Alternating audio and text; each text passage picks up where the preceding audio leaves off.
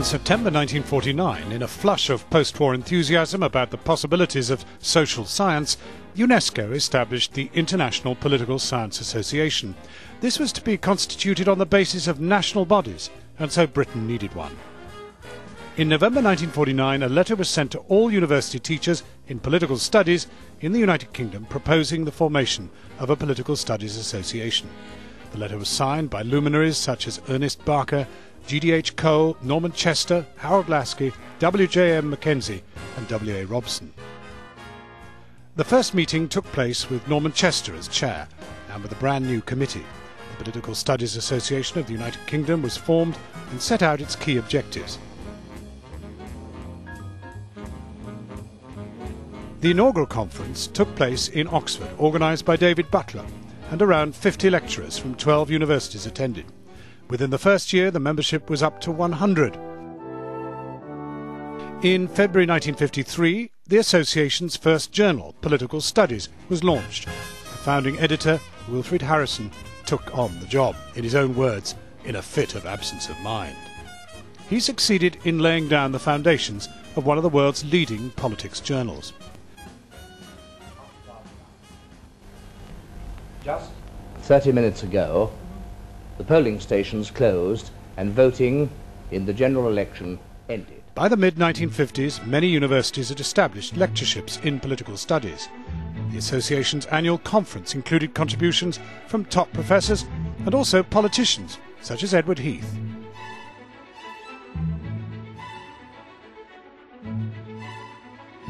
The expansion of the university sector in the 1960s and the growing presence of courses on politics in polytechnics added further impetus to the growth of political studies and the association. May I now introduce my colleagues who are here in the studio. We have Ian Trethowan, David Butler, Robert Mackenzie, Robin Day. We have our man about town. During this period, the formation of specialist groups became an important part of the association's work.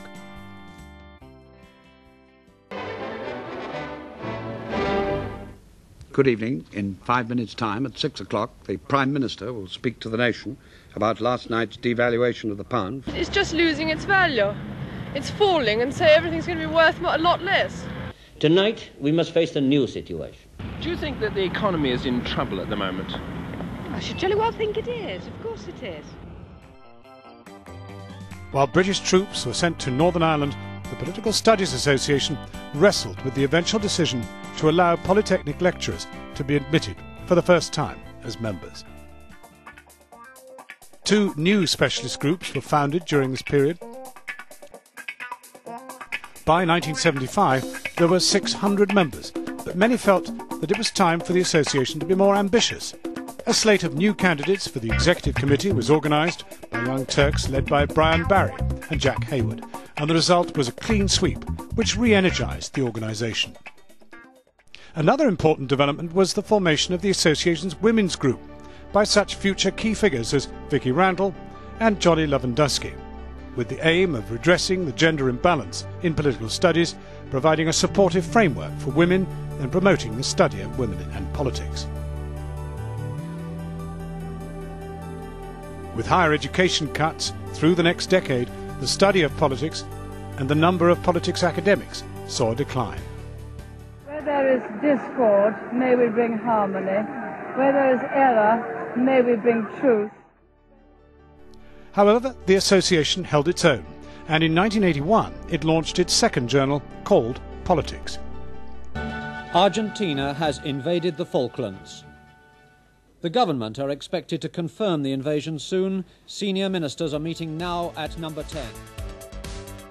In 1988, PSA News was relaunched. It provided regular news and information about events and included short articles.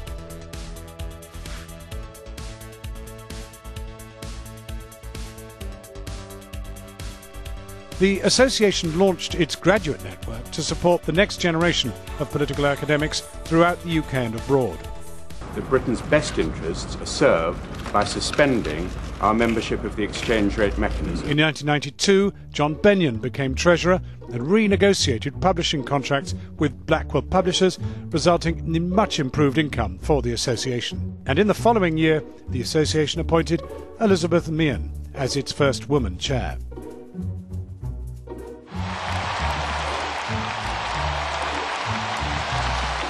On the World Wide Web, the Lycos search engine voted the association's website as the best political science site in the world.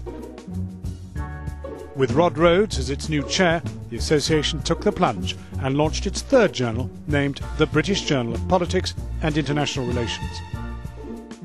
At the start of the new millennium, the Political Studies Association celebrated its Golden Jubilee, with membership up to 1,100 spread over 95 institutions, and including 150 members from elsewhere in the world.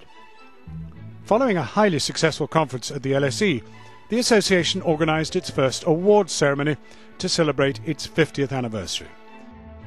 It was becoming a glittering occasion, attended by a wide variety of politicians, journalists and academics in central London.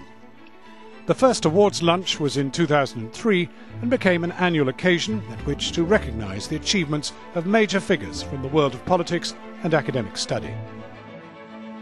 Over the next few years, new journals and publications were introduced, including Political Studies Review, the PSA Directory and the Media Register of Experts.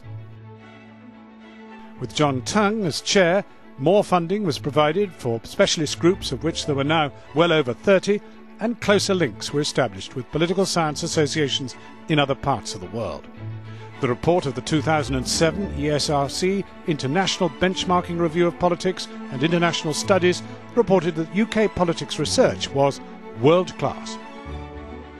In 2010, the association appointed a chief executive and opened an office in London. As part of its Diamond Jubilee celebrations, the association has launched its fifth journal, the magazine-style Political Insight.